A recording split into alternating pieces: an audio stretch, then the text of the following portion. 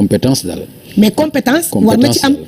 amour war na ci am. patriotisme war na ci am mooy compétence loolu la. mooy député bu compétent mooy député boo xam ne liñ koy soxlaa xam na ko te dina ko taxawee. justement d'accord léegi ndax taxawee nga ko yow vraiment en tant que député diaspora Italie. lan nga fa mën a teg loo xam ne ñoom ñi ngi lay déglu man maa ngi lay déglu ñeneen ñi ngi lay déglu nga ni man kat lii seen doléance la woon lii nangam lii ak lii laa ci def. ok xam nga man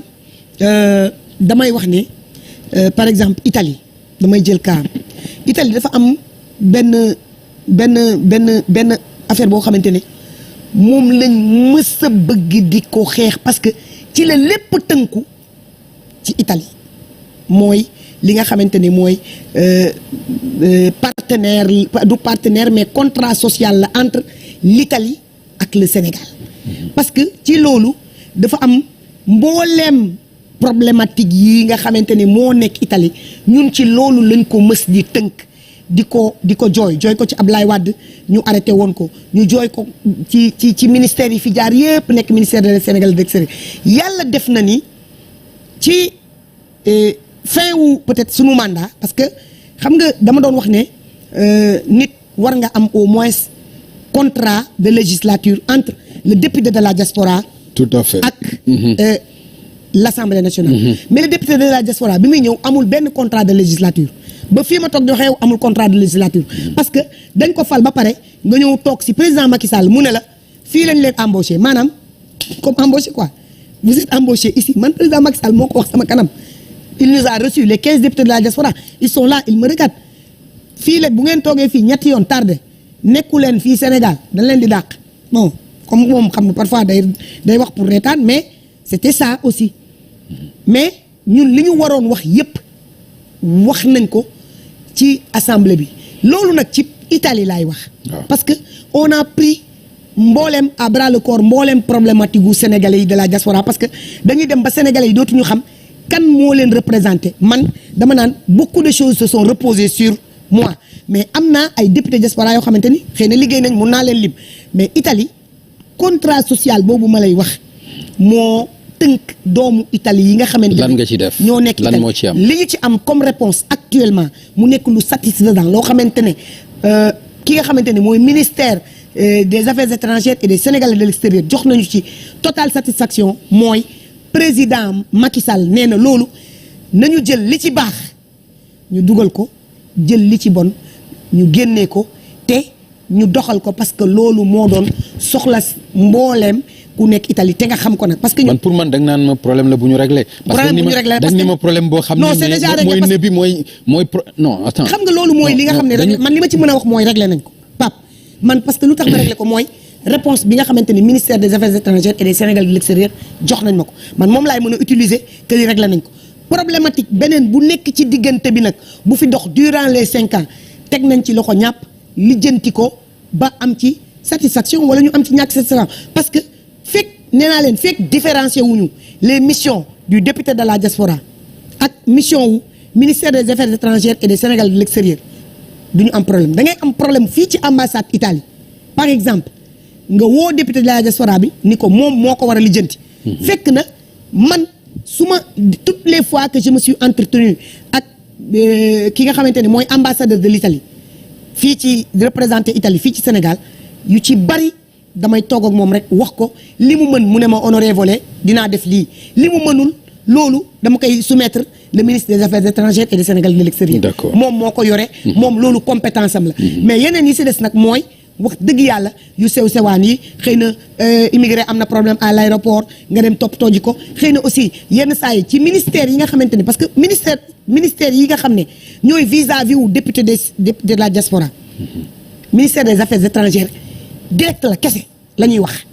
mais yeneen ministères yi ci am par exemple de l'agriculture soo toogee di wax ministère de l'agriculture réinsertion wu député sénégalais yi nga xamante ne ñooy jóge extérieur di ñëw loolu réglé nañ ci problème yu bëri en matière de fourniture de matériel agricole ak yu mel noonu parce que loolu dañ ko wax assemblée nationale ba ñenn ñi bu ñëwee di bay si ils n'ont aucun problème en matière ministère du tourisme sama vis-à-vis direct la su ñëwee li ma koy wax ci tourisme ci ñi nga xamante ni ñoo mën a installer fii Sénégal développer seen activité touristique yoo xamante ne ñoom ñoo ko créé foofu au niveau de l'Italie pour ñëw teg ko loolu dama siy wax damay wax aussi si ministère de la jeunesse par exemple jeunes yi nga xamante ne dañu nekk jàng foofu am seen diplôme war a mën a ñibbi si fii ñu intégrer leen dans le système scolaire wala ñu intégrer leen dans le système de travail te fekk na barrière linguistique am na mooy maanaam ki nga xamante ne du italien lay làkk parce que loolu la jàng ci la am bac ci la am maîtrise ci la am lépp mu ñëw fii war a nekk si dans le marché du travail ba pare jàngul tubaab jàngul français fekk na li muy def ki jàng français moo këpp ministère de l'éducation nationale les bourses qu'on a réglées au temps de Mary Teuw Niane augmentation bourse Italie si sama loxo bii la ko yàlla jaarale Mary Teuw may dégg pour que les Sénégalais de la diaspora en entier mais particulièrement de l'Italie s'inscrivent sur le site ñu leen di may ay bourses yàlla ci loxo bii la ko jaarale te dama ko doon wax assemblée donc man je pense que un bilan satisfaisant man am naa ko par rapport nag ak par exemple mun naa ni contrat coow boo xamante ne bu gën a sensible ñu régler ko xeex ci ba ñëpp président Macky Sall jóg ni jox leen dëgg mooy bi ñu àndee ak le mouvement suñu réew ci Covid bii passé kese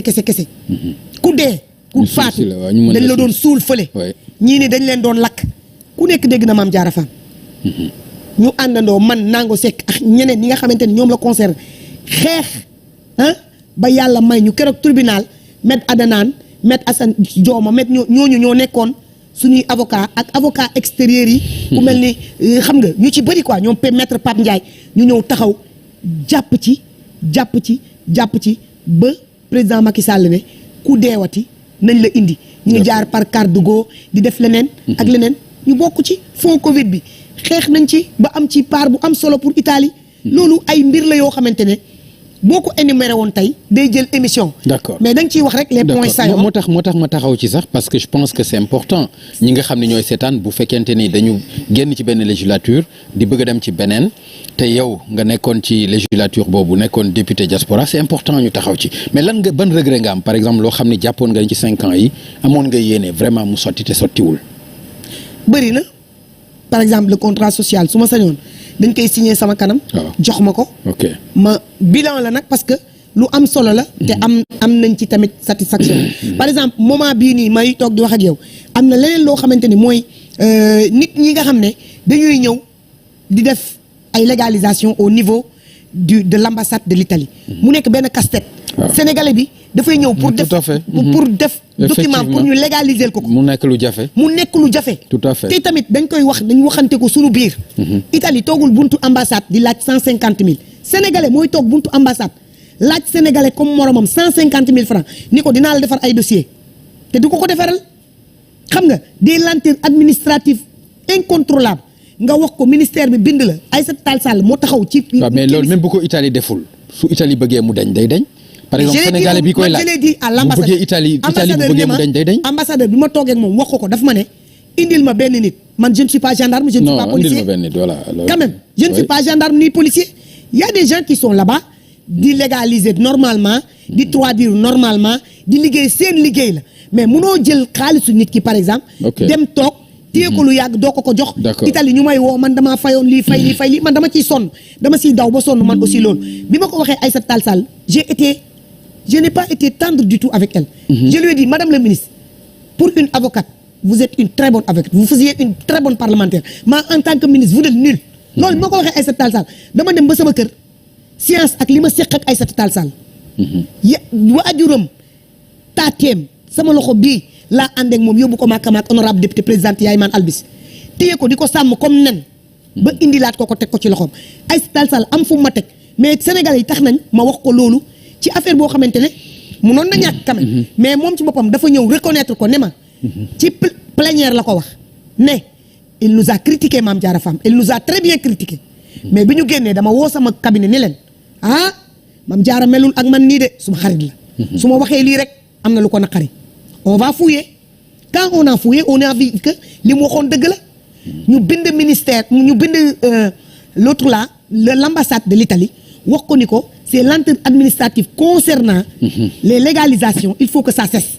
ngeen jàpp ci ñoom aussi ñu joxe réponse positive satisfaisante Mame Diarra kat loolu rek la ci mën du dem ni ambassade bi lii luxu-luxu fii wala lii luxu-luxu fii moom wax la mën ambassade bi accordé ni dina ko def. su ko deful nag loolu ci lenteuru ambassade bi. mais c'est sûr que le ministre va me confirmer. parce que wax na ko ba tooñ ma ci hémicycle bi ba ma tàcc ko. daan ni tellement que lu mu waxoon dafa ne sur ce point on est d'accord xam nga pour wax ma ni ma. opposition nga pouvoir la quoi. xam nga ay sax du mën a tooñ. mais mu ne ma sur ce point moom yaa wax dëgg on est d'accord. donc man li ma war a def ci législature bi concernant les députés concernant sama mission parlementaire vraiment def naa ko et puis man loolu sama sag la sax. d'accord sama sag la parce que dama ko dund li nga wax moom mooy dëgg c'est-à-dire point la boo xam ne buñ ci taxawoon mën nañ ci def émission te comme dañu war a dugg ci leneen ñu daal di dugg ci législature bi nga xam ne nag moom la ñu dëgmal te nga nekk ci candidat ci département bu Pikine muy élection yoo xam ne nag Yewwi ak Wallu dañu taxawoon ni élection yi du fi am ba sax ci nga demee kaso yow mi Mame Diarra Fam ci wàll boobu ba ay nit yu bari ñàkk ci seen bakkan mu nekkoon mbir boo xam ne lu doy waar la ngeen génn demander par exemple pour que ñu accorder leen ngeen mën a def seen rassemblement ñu interdire ko ba jàmmaarloo am ci Ousmane Sonko génnul këram Barthélémy Diaz nekk ca kaw terrassu këram yow nga ñëw fa ba ñu jàpp la fa yóbbu ndax jàpp nga ni loolu itam lu waroon a demee noonu la ci réew moo xam ni kilifteef am na fi bu ñu leen waxee ni toog leen est-ce que gënul woon ngeen toog ba li nga xam ni moom moo xew te terewul élection yi ngeen doon bañ ci ngeen ànd nii di campagne. Pape merci saa yoo waxee loolu dama ciy profito sant sénégalais yi ndax situation la boo xamante ne. aw ma woon occasion wu xëy na toog TFM def naa ko ci yeneen plateau mais toog TFM monde bi déglu ma ak Europe Asie Amérique Afrique ñëpp déglu ma sant leen parce que sant bu ma leen sant mooy taxawaay bi ñu taxaw si sama problème bii nii ndax loolu wone na ni Mame Diarra Fam kat xeex bu mu doon xeex am na ñu doon xeexal dans la diaspora même bu fekkente ni c'est l'Europe du Sud qui l'a élu ma ne Pape Ngagne loolu duñ ko def. xam nga lu tax dëkk bi loi dafa maye nit ñi di dem di marche te dañuy def lu dul yëgal préfet ni ko utal juróomi policier ak ñaari garde ñu ñëw taxaw place de l'Obélisque ñu marche ma ne nit da ngay démocrate Papa Ngagne président Abdoulaye Wade mais est-ce que xam nga ni nit da ngay démocrate loolu itam mën nañ leen ko wax parce que démocrate mooy le 8 dañ ko bëgg a def ñu ne def leen le 17 dañ ko bëgg a def ñu ne bu leen ko def démocratie mënul passé ngeen d'accord ne kat waxoon nañ mayoon nañ ñu def ko mais bii am na luñ ñu gàntal mais est-ce que démocratie boobu itam xaaruñu ko woon ci yéen. au moment où ngay wax bu leen ko def par trouble à l'ordre public situation incontrôlable je sais pas quoi encore tout ce charabia là au moment où nga koy def yaa ngi génne 450 wala 500 policiers teg leen ci mbedd bi la baare buntu kër Barthélémy Diaz kese. wala la baare buntu kër Ousmane Sonko kese géré woon na place de l'Obélisque li ñu ñàkk ci ay grenades lacrymogènes mais même les policiers le savent les gendarmes le disent ma ne les policiers le savent xam nañ ko xam nañ ne li ñu ñàkk ci xaalis pour interdire la manifestation quatre policiers képp bu ñu ko defoon teg ko place de l'Obélisque angle nord sud est ouest ñu géré manifestation bi ñu wax li ñuy wax génn dem suñu yoon. gis nga le président Macky Sall. il faut qu'il se ressaisisse ci 6 mois 11 xaw ma yi ko fi dese xaw ma ne il faut mu teewu il faut mu taxaw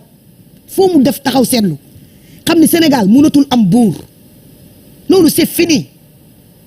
loolu c'est fini. buur dootul am Sénégal kon xam nga loolu kon xam nga ko. waaw buur parce que li ma non xam nga buur dootu fi am. te yéen ku ciy bàkku ci yéen ni man buur laa. bu Déthié Fall di wax ni buur la bu Mame Diarra di wax naan man buur la waaw mais da koy pourquoi ngeen bëgg a wax mais buur deret la mais non kenn weddiwul ne deret la mais pourquoi non mais attends defal ndànk Mame Diarra pourquoi ngeen xam loolu ba pare à chaque fois bu ngeen di wax di bàkku naan man sëtu buur la bu Déthié Fall di wax naan sëtu buur la Macky Sall du sëtu buur yow booy wax di te ñu nekk ci république mais sëtu buur la xam nga loolu taxul ma gouverner non mais attends mais est-ce que doo ko gouverner est-ce que moom du ko gouverner waaw ma ne man Pape Ngagne man nekk sëtu buur aller ak retour ci Massa Mbaram ak ci Déthié Fall Ndiogou taxul ma gouverner Sénégal république la du royaume. waaw mais lan moo indi discours boobu ci biir ci politique. mais parce que tout simplement on nous touche aussi parfois dans notre propre intégrité. mais après. waaw après da ngay fëgg sa dënn ne man. buur la mais évidemment mais bu kan wuy ma Macky Sall mu ñu jiite fii moo ñëkk a taxaw ci rajo bi. non mais xam nga non ca dokkul yombe la. waaw waaw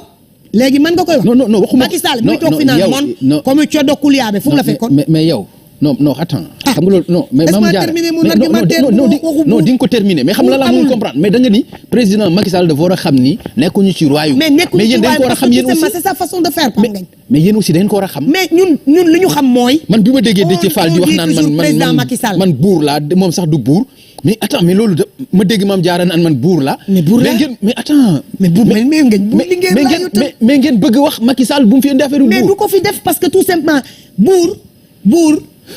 le royaume du Kayor Bawol Jolof le Fouta peut-être xam nga Waalo on peut dire et som ñoom ñëpp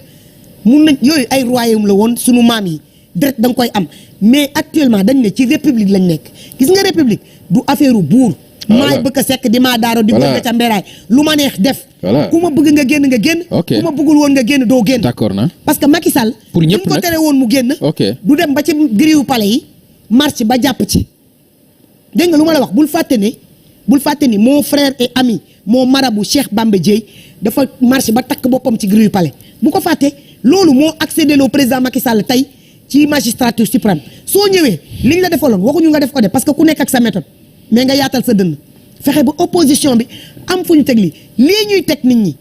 ci sos ci wax lu dul dëgg ci fexeel nit ñi ci tëj nit ñi ci lu leen neex parce que Pape Ngagne man ci liñ ma tëj nii ci lu leen neex la ci lu leen neex mais man dama la wax ni la jamono bi moo soppeeku ba ku mu neex jël dogal def lu la neex mais warul nekk. Mame Diarra ci une marche interdite lañ la jàppee marche bu ñu tere ci lañ la jàpp. mais Pape Ngagne toi aussi yow yaa gën a intelligente li nga may wax yaa gën a intelligent li nga may wax Pape Ngagne moi j'étais à Baobab la marche était prévue à la place de l'obélisque mais Pape Ngagne yow loolu ngay wax. nga jàppee ma Pikine yow Pape Ngagne su ma la jàppee Pikine dama naan boo demee Pape Ngagne kër papam la doon dem wala kër maamam fal parce que Pikine la dëkk mais man dama dox sama soxla mais Pape Ngagne yow da ngay tere léegi man ma ñëw ci TFM gi seet si la seet si Youssou Ndour seet si ma Samba seet si ma dem léegi république bi dañuy tere ko dox soxla. non mais xam nga non attends Mame Diarra non d'accord naa ak li nga wax mais gis nga li nga wax nii waxi ragal laa ko jàppe non waxi ku ragal bëgg ci lu mu langaamu maanaam jàpp nañu la nga bëgg a génn kaso nga ni non dama doon doxantu sama doom dafa fan Barthélémy Diaz moo tax ma dem foofu non man doonuma ku ragal non mais Mame Diarra man doonuma ku ragal yow Pape Ngagne xam nga pourquoi assumé wu la ko mais pourquoi sama lépp Pikine mais pourquoi assumé wu la ko dama ne sama carte d'identité bi nee à Pikine ci nekk ragal du jéggi raay man duma ragal suma carte d'identité ne à Pikine alors non dama bëgg nga déglu ma wax la mais moo tax ma bëgg ñu wax man ak yow moo tax nag kaa ñu wax waxu Pikine man ak yow waaw d'accord mais dama bëgg kaa ñu pikinité non mais kaay non xam nga mais dinañu pikinité mais dama bëgg nga déglu ma Mame Diarra c'est-à-dire li ngay wax nii dama bañ nga show non dama bañ nga show ba li ma la bëgg a laaj ak li ma bëgg mu leer te du leer yow la rek voilà non dama bëgg nga déglu ma non déglu ma wax la maa ngi lay déglu dama ni da nga bëgg a langaamu ci sama doom dafa fan Barthélémy Diaz ma demoon pour mu gis ko man dama demoon nangam mais yow mënuloo assumer rek que da nga génnoon parce que da ngeen waxoon ni par force da ngeen di marche mu neex mu na xari mais loolu ngeen wax waaw Pape Ngagne gis nga li ma non soo nee dañ la tooñ moo tax ñu def la ci kaso bi li ma wax nii yow loolu nga sa war a jàpp mais la ma wax juge ba déggoo ko dama ni juge bi bu lee boo nga préparé waat su ma génnee léegi kër Barthélémy laa jëmaat li ngeen di bañ ci réew mi loolu la ñuy def déedéet su ma génnee damay marche ak su ma génn dem kër Barthélémy kenn terewu la ko mais su ma neexee mais est-ce que xam nga ni kenn terewu la loolu mais Pape Ngagne man Pape Ngagne waxuma la sax deret waxuma la leneen mais man Ablaye Wade rek sama référence la Ablaye Wade kese doy na ma référence ba su ma bëggoon a marche barke Cheikh Abdoulaye la place de l'Obélisque da daan assumé de moom da daan assumé mais dafa moo tax dafa assumé moom man moo tax man la sama référence la non Mame Diarra man dama doon xaar nga assumé dañu non assumé mooy dama dem ci marche laa doon dem li ma assumé mënu ma ko passé dama ne procès verbal lañ jox police gendarmerie dama ne su ma toogoon su doon wax dafay neex rek su doon wax rek kese révélation mën naa am dama lay wax ni la ci commencement ba ci suuf ba ca hiérarchie ba dañ naan Mame Diarra Fam kenn waru ko woon jàpp mais nag yàlla mooy defar gis nga yàlla bu la nar a yëkkati da lay teg nattu te ma nangu nattu bi nag xam lu tax ma nangu ko man mag laa ndaw laa nekk ci buntu àdduna nekk ci buntu politique yàlla teg ma nattu ci diggante boo xam ni fooguma ko woon sax xam nga fii du man rek lañ fi mës a jàpp ci affaire marche mais man li ma bëggoon li président Macky Sall bëgg su ma ko defoon du ma fanaan kaso barke Serigne Touba Mbacké. lan mooy lan. mais parce que tout simplement président Macky Sall ak ñi mu àndal ak keneen ak keneen ils ont tout fait pour que ma dem seen parti boobu wala ma dem dandax ñoom. mais man dama am benn. Mame Diarra li ngay wax dafa yomb moom la ñëpp yi wax. mais dafa non Mame Diarra li ngay wax nag. moom la Sénégal fi laa dëkk nag. waaw mais xam nga nag. Pape nag Sénégal fi laa dëkk fi nga dëkk waaye. waaw fi laa dëkk nag.